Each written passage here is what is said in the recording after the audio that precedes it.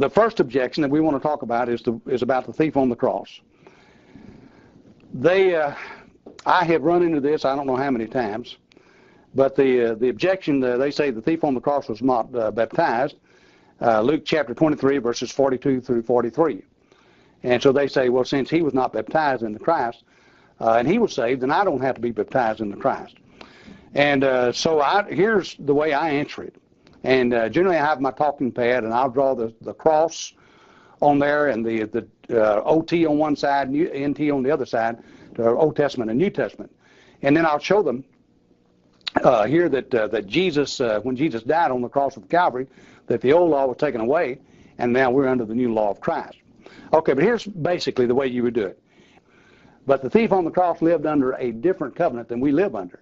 And so that's when I go to Hebrews chapter 9, verses 15 through 17, and then I draw the cross and make the point that he lived under the old law, and we're now under the new law of Jesus Christ.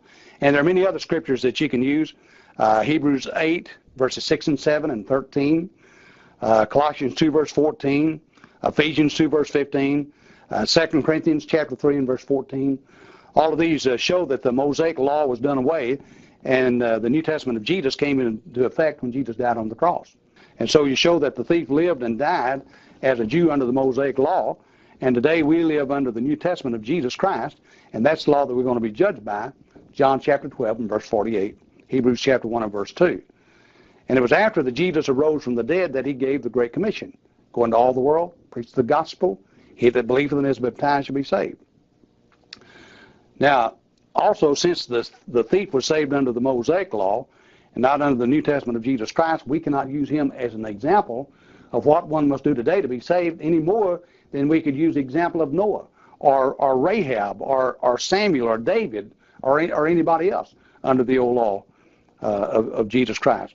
And then you finish off with the argument over in Galatians chapter 3, verses 23 through 29.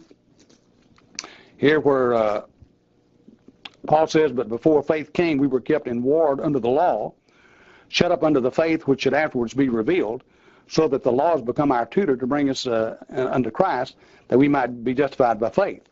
But now that faith has come, we are no longer under a tutor. For ye are all sons of God through faith in Christ Jesus, for as many of you as were baptized into Christ have put on Christ.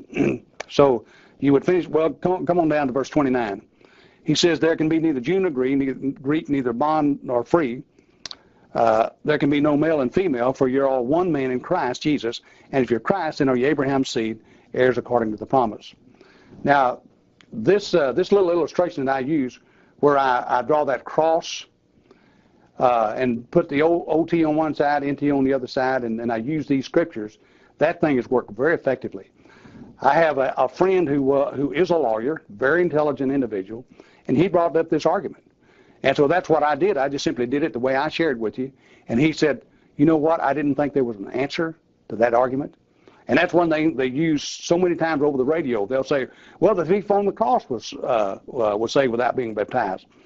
One place where I preached, I had a Baptist preacher that would come on after me, and he was always picking on my sermons. And one thing he kept saying, well, the thief on the cross, the thief on the cross. And I got about enough of that.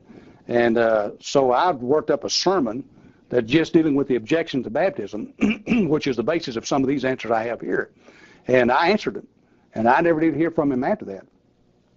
Okay, let's go to the second objection, is Ephesians chapter 2 and verse 8, which says that we're saved by grace through faith. And so they'll say, well, if we're saved by grace through faith, therefore baptism is not essential to salvation.